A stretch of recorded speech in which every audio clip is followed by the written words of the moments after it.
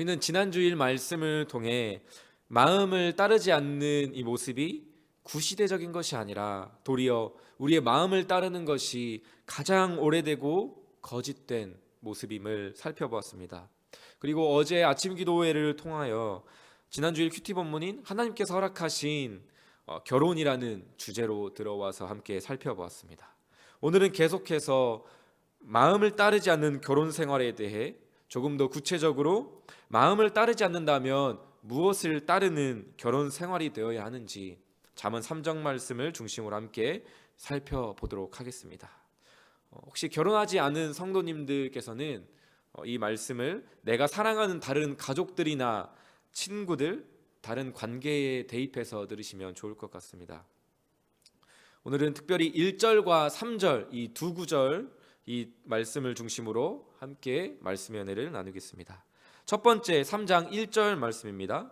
내 아들아 나의 법을 잊어버리지 말고 내 마음으로 나의 명령을 지키라 말씀합니다.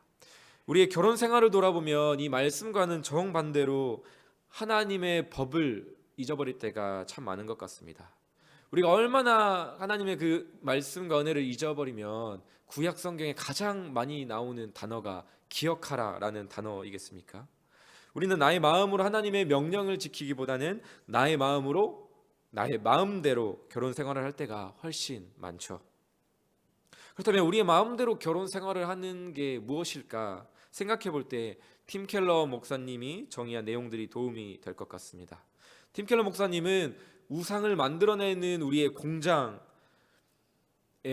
생성되는 네 가지 우상을 이렇게 소개합니다. 인정, 안정, 통제, 권력 이렇게 소개하고 있습니다.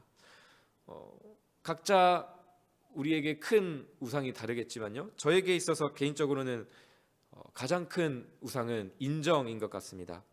내 마음에 원하는 인정을 받기 위해 사랑하고 인정이라는 그 마음을 확인받지 못할 때 그 사랑은 분노하게 되고 그 사랑을 그치게 되고 그 사랑이 다툼으로 뒤바뀔 때가 있었던 것 같습니다.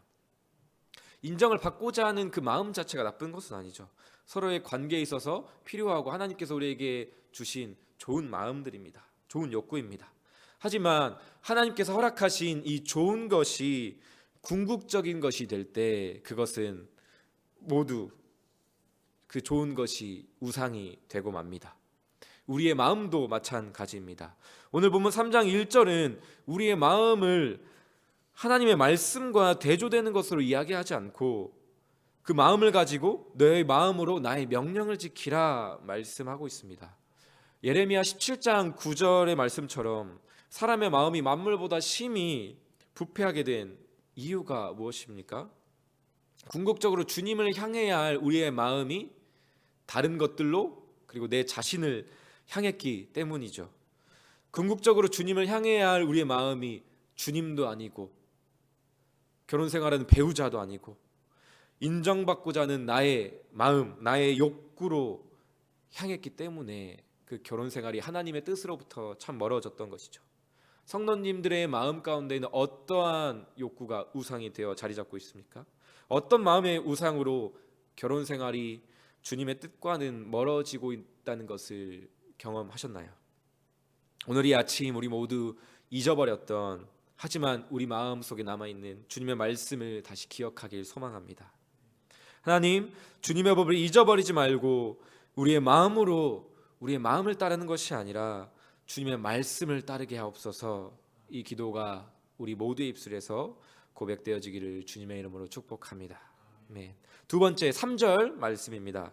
인자와 진리가 내게서 떠나지 말게 하고 그것을 내 목에 매며 내 마음판에 새기라.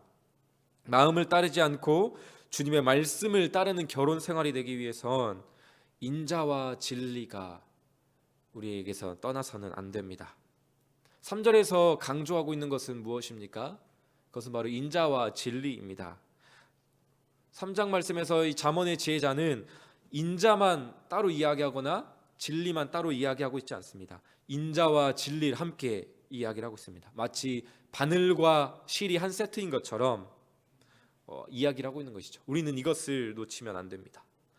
결혼 생활에서 인자, 즉 사랑만 강조 하고 진리가 사라진다면 그 사랑은 궁극적으로 우리의 마음을 향하고 서로의 마음만을 향하게 되고 진리로부터 멀어지게 될 것입니다. 진리가 없는 사랑의 당연한 결과이죠. 반대로 배우자를 대할 때 인자는 없고 진리만 있다면 어떻게 될까요? 판단하고 비난하게 될 것입니다. 잔소리가 나오고 서로를 향한 그 관계는 메마르게 될 것입니다. 서로 사랑하고 있는 것 같은데 부부의 대화 가운데 진리, 예수님은 없고 다른 이야기로만 가득 찬 것 같은 분들 계십니까? 배우자와 함께 진리의 말씀을 붙드십시오. 각자의 마음을 따르지 않고 하나님의 말씀을 따르기 위해서는 우리는 우리의 마음이라는 잔에 하나님의 말씀을 가득 따르는 시간들이 매일 필요합니다. 서로에게 진리를 이야기함으로써 진리 안에서 서로를 사랑하는 우리 모든 성도님들이 되시기를 주님의 이름으로 축복합니다. 반대로 아침 기도의 말씀도 듣고 통독도 하고 큐티도 하는데 인자와 사랑이 없이 그 경건의 열매가 상대방을 향한 정죄와 비난으로 나아가는 분들이 계십니까?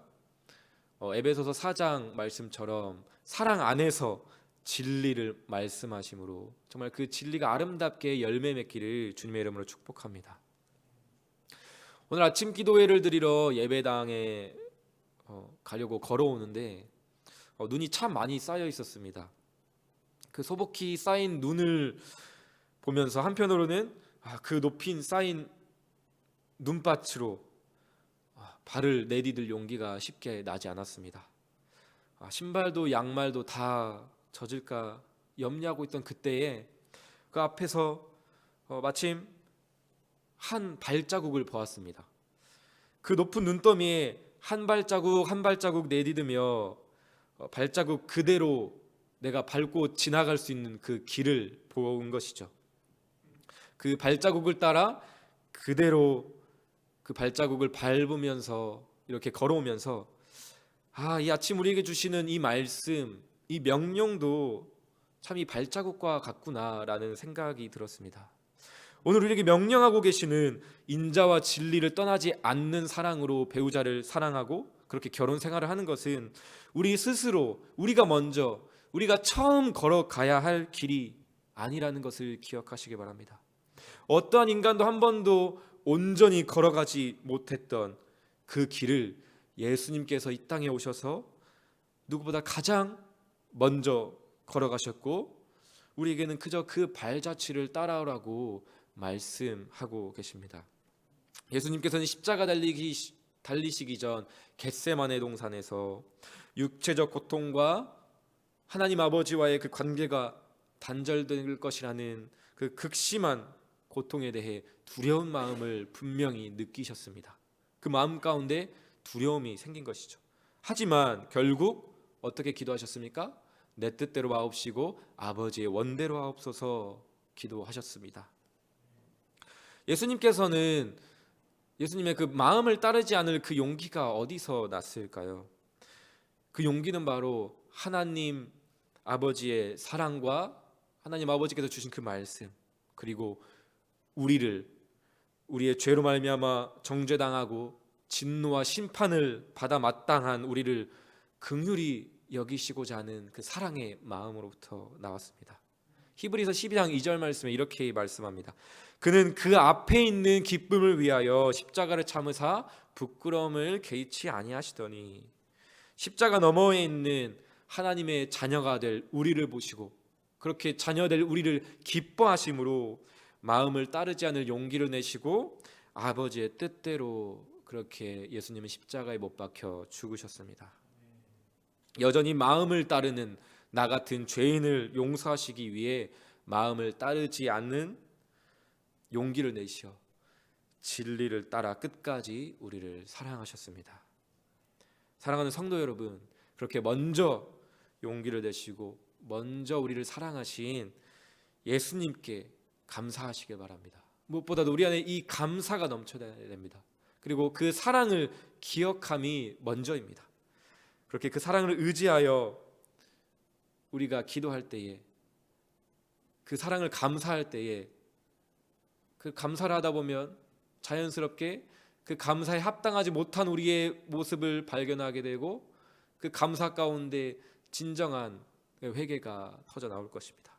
그리고 그 기도 가운데 그 사랑을 의지하여 우리도 용기를 내어 우리의 마음으로 하나님의 말씀을 따라 걸어가는 이 아침, 오늘 하루가 되기를 주님의 이름으로 축복합니다.